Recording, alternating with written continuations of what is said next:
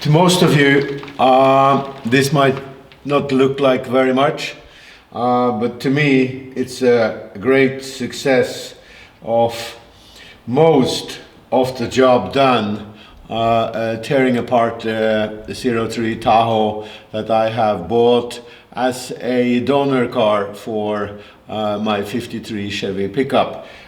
This 5.3 engine is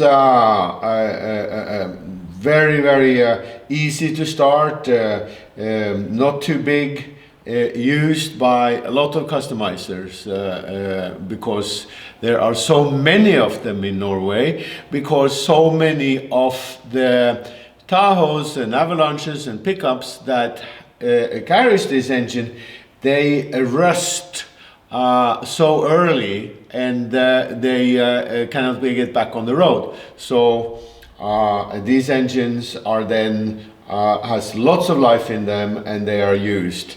I'm not a mechanic. I'm a photographer and a cameraman, and it's been a challenge. I must admit, it's been a challenge because I have to maintain the computer and a lot of the wiring.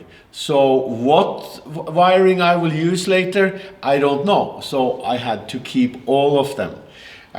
This project have just started.